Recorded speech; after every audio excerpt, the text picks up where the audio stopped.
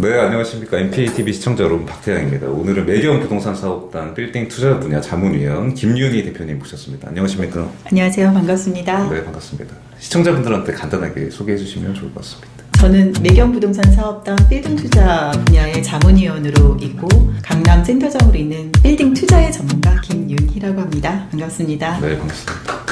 네, 오늘 이야기하려고 하는 이 빌딩 투자 관련 주제가 우리 MPATV 시청자분들이 가장 관심 가질 만한 주제인 것 같아요. 그리고 김윤희 대표님 같은 경우에는 실무와 이론을 겸비한 몇 안 되는 빌딩 전문가이시기 때문에 오늘 이렇게 그런 이야기 해보려고 하는데, 빌딩 투자가 특히 지금 시장에서 매물도 없고 뭐 좋은 매물 찾는 건 거의 사실상 불가능하다, 막 이런 시선도 많아서 돈이 있어도 이 빌딩 투자가 성공하기가 어렵다. 그러니까 지금 진입하려고 하는 분들은, 물론 막 3년 전, 4년 전에 한 분들은 성공 사례가 많아서 네. 그런 걸 보고 지금 이제 알아보려고 했는데 돈은 있어요. 근데도 너무 어렵다는 거예요. 그래서 빌딩 투자를 잘하려면 지금 시장에서 잘하려면 어떻게 해야 될까? 전반적으로 투자를 잘한다는 거는 네. 저가에 사서 네. 고가에 파는 전략이 가장 최선이잖아요. 네. 근데 요즘처럼 부동산 시장이 주식으로 치면 점상한가를 치고서 올라가는 이 시장에서는 가격을 싸게 산다는 건 욕심입니다. 사실상 불가능하다. 네, 거의 불가능하다고 보시면 되고요. 실제로 나와 있는 물건들도 그렇게 없어서 대안투자 형태로 이거보다는 차선을 선택하자라는 그런 형태로 가시게 되면 대안투자. 네, 차선의 형태 투자를 유도를 할 수밖에 없는 부동산 시장이 형성이 되어 있는데 싸게 사서 비싸게 판다라는 거는 이제 긴 롱텀으로 보셔야 되는 거고. 내가 이 시점에 부동산을 좀 싸게 사서 그러니까 이 시점에 적정한 가격에 사서 시간을 두고 나중에 좀 오른 가격에 판다라고 하면 긴 롱텀으로 봤을 때는 싸게 사서 고가에 매도하는 전략이 되시겠죠. 그런데 현재 시점에서 시세보다 싸게 산다는 거는 현실적으로 말씀하신 것처럼 불가능에 가깝습니다. 그래서 적정가에 사는 게 중요하다라고 봐요. 그러니까 그런데 적정가에 산다라고 하면 어떻게 해야 되는지에 대해서는 감들을 못 잡으세요. 그리고 적정가가 얼마인지 육안으로 봤을 때 좋아하시는 그런 빌딩들이 유형이 있어요. 백화점에 포장지 잘 씌워진 것처럼 잘 만들어진 빌딩들은 이거 괜찮은데 라고 하시지만 실제로 그런 것들은 가격에 이미 다 반영이 되어 있기 때문에 내가 자금이 많아서 나는 이런저런 노력 들이기 싫고 제가 다 주고 살 거야 라고 한다면 그러면 그냥 예쁘게 포장되어 있는 백화점에 진열되어 있는 물건을 사시면 되는데 그런 물건들은 턱없이 비쌉니다. 그래서 제가 요즘과 같은 트렌드에서 제안을 하는 거는 비록 돌멩이처럼 보이지만 차선을 선택한다고 말씀드렸잖아요. 차선이지만 그게 또 베스트가 될 수도 있는 상황이니까 돌멩이처럼 보일 수도 있어요. 하지만 그 많은 돌멩이들 중에서 보석을 만들 수 있는 그런 빌딩들이 남아 있습니다. 그래서 그런 빌딩들을 보석을 만들 수 있는 빌딩들을 찾아서 만들어가는 과정이 빌딩 투자를 잘하는 비결이라고 할 수 있을 것 같아요. 네네. 근데 이게 또 말씀해 주신 거에서 어려움을 겪을 만한 게 돌멩이에서 보석이 될 수 있는 돌멩이가 또 있고 보석이 될 수 없는 돌멩이들이 또 있을 수 있잖아요. 근데 그걸 어떻게 알아보냐, 이게 사실 이제 초보 투자자분들이 못하는 거죠. 사실 이게 너무 어려우니까. 사실 육안으로 봐서 그거를 돌멩이인지 보석인지를 깨트려 보기 전에는 모르는데 그 깨트려 본다는 게 내가 자금을 투자를 해서 들어가는 수밖에 없는데 빌딩 투자는 전재산 투자고 지금 영끌이라고 할 정도로 론 많이 일으켜서 들어가게 되는데 얼마나 큰 실패를 겪을 수 있겠어요. 열었더니 돌멩이더라. 보석이 못 됐다라고 하면 큰일 나죠. 그래서 사보자 이런 개념이 아니잖아요. 사보자 이렇게 거지. 하시면 안 된다는 거죠. 그래서 이제 가장 투자를 잘 하시는 분들은 공부를 많이 하고 그래서 전문 컨설턴트가 이거에 대해서 이렇습니다 하고서 조언을 드렸을 때 본인 스스로가 그거에 대해서 바로 알아들으셔야 돼요. 그래서 보는 눈이 키워져 있을 때 이게 돌멩이가 되기도 하고 그대로 돌멩이로 남아있기도 하고 보석으로 키울 수도 있는데 그거에 가장 기본이 되는 게 관련 법규들을 공부를 하는 거예요.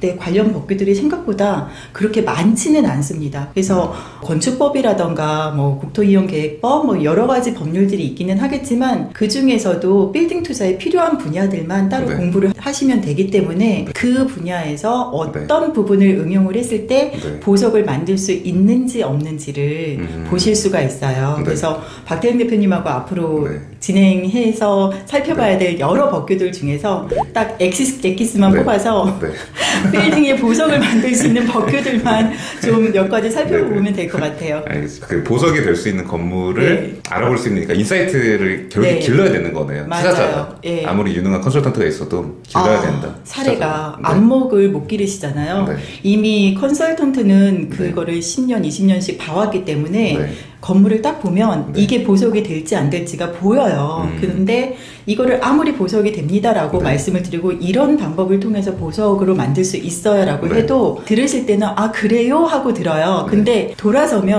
아 그런가로 바뀌는 거예요. 그래요가 네. 그런가로 바뀌면서 이제 긴가민가 상태가 돼버리면 네. 투자를 망설이게 되는 상황이 발생을 하고 다른 것도 좀 보여주세요. 그런데 네. 베스트를 뽑아서 좋은 컨설턴트는 여러 개를 다 주지 않습니다. 그냥 베스트 몇 개를 드릴 뿐인데 그 베스트를 제외한 다른 것도 줘보세요라고 해버리면 그 차선에서 그 다음 차선으로 넘어가야 되는데 좋은 물건이 갈 수가 없겠죠. 그러니까 안목을 제일 먼저 키워서 네. 좋은 컨설턴트랑 파트너십을 가졌을 때 그 좋은 컨설턴트가 베스트 물건들을 뽑아서 줬을 때 바로 이해를 할 수 있을 정도까지는 오셔야 예, 돌멩이를 보석을 만들 수 있는 과정에 들어가셨다고 볼 수 있죠. 네.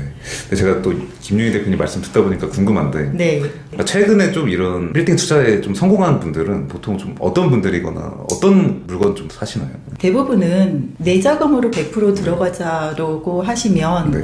최근에 가격들이 너무 많이 올라서 그 자금으로 눈에 적합한 빌딩을 사시기는 굉장히 어려우세요. 네. 그러면 대출을 좀 많이 네. 받으셔야 되는데 대출을 많이 받으시라고 권할 수는 없지만 적정 수준 이상의 대출을 좀 권장을 해드리고 있어요. 네. 성공 사례 중에 하나가 자금이 굉장히 이렇게 열악하신 분이 계셨는데 네. 빌딩을 바라보는 눈은 벌써 안목은 갖추신 거예요. 네. 그래서 이 적은 자금으로 대출을 많이 받아서 네. 리모델링을 했을 때 임대가를 산정을 해서 그 임대차가 채워졌을 때 매매 가격이 어떻게 될 것 같다는 예측치가 나왔었어요. 네. 그랬을 때 바로 이걸 한눈에 알아보고 네. 풀대출을 받으셨죠. 네. 예, 대로변에 아주 조그만 건물입니다. 그래서 예상 임대가를 뽑았는데 그 사이에도 가격이 올랐고 이게 리모델링 후에 임대차를 훌륭하게 맞출 계획들이 세워져 있으니까 가격으로 환원을 시켰더니 지금 몇 달 안 됐지만 매매가 대비 예, 시중은 뭐 15% 정도 올랐지만 이분 거 같은 한 40%가 오른 상황이 발생을 해버렸죠. 네. 예, 그래서 일정 부분에 대한 대출을 두려워하시지 마시라는 말씀을 드리고 싶어요. 그러니까 이게 좀 현금이 지금 있는 분들 중에 또 최근에 자산시장 네. 활용해서 되게 현금 많은 분들이 꽤 있기 때문에 이런 분들은 그냥 현금으로 살래 막 이런 좀 흐름 보이는 경우가 있는데 현금이 좀 있다고 하더라도 네. 처음 들어갈 때부터 이 맞아요. 대출 활용하는 거에 대해서 그냥 인지를 하고 네. 찾아야 또 좋은 물건 찾을 확률이 많다 이런 네, 말씀이시죠? 일부러 대출을 일으키시는 네. 분들도 많으세요. 네, 알겠습니다.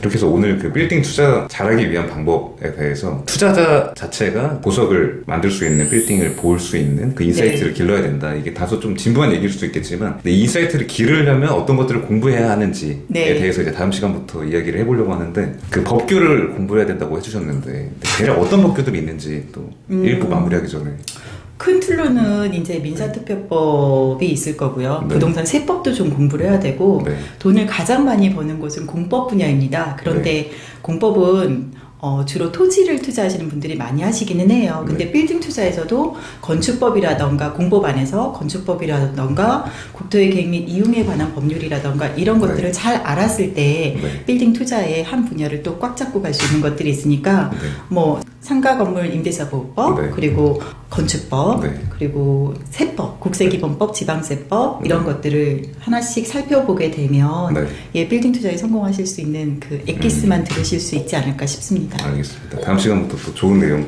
전해주시는 거 기대해 주시면 좋을 것 같고 이렇게 해서 오늘 매경 부동산 사업단 빌딩 분야 자문위원 김윤희 대표님 모시고 빌딩 관련 이야기 나눠봤고 다음에도 더 좋은 내용으로 돌아오도록 하겠습니다. 감사합니다. 네, 감사합니다. 네, 수고하셨습니다. 수고하셨습니다.